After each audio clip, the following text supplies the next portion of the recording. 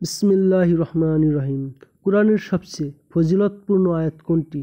সূরা বাকারার শেষ 3 আয়াত, সূরা হাশরের শেষ 3 আয়াত, সূরা বাকারার 255 নং আয়াত, সূরা হামিম সাজদার 33 নং আয়াত। এর সঠিক উত্তর হচ্ছে সূরা বাকারার 255 নং আয়াত। হাদিসের ভাষ্যমতে নিচের কোন জিনিসের মাধ্যমে আল্লাহ গুনাহ মুছে ফেলেন এবং মর্যাদা বৃদ্ধি করেন?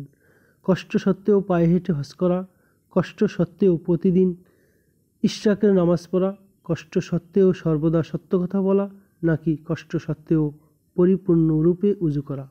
এর সঠিক উত্তর হচ্ছে কষ্ট সত্ত্বেও পরিপূর্ণরূপে উযু করা। রাসূলুল্লাহ সাল্লাল্লাহু আলাইহি ওয়াসাল্লাম কারো মন্দ কথা শুনলে কি করতেন? আযাবের ভয় দেখাতেন, শাস্তি দিতেন, কিছুই বলতেন না, নাকি বুঝিয়ে দিতেন? উত্তর হচ্ছে বুঝিয়ে দিতেন। রাসূলুল্লাহ সাল্লাল্লাহু আলাইহি ওয়াসাল্লাম এর স্ত্রীদের মধ্যে সর্বশেষ কে ইন্তেকাল করেন?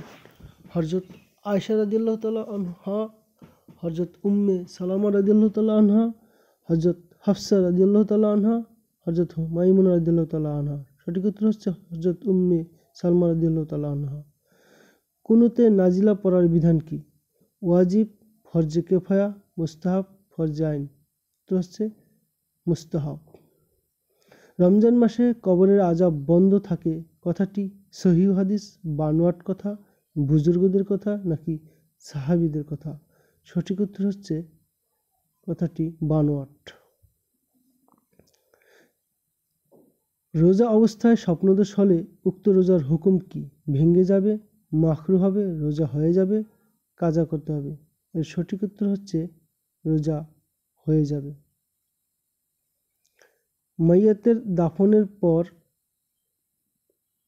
তার কবরের পাশে দাঁড়িয়ে দোয়া করা বিদআত, মাকরুহ, জায়েজ, নাজায়েজ? উত্তর হচ্ছে জায়েজ।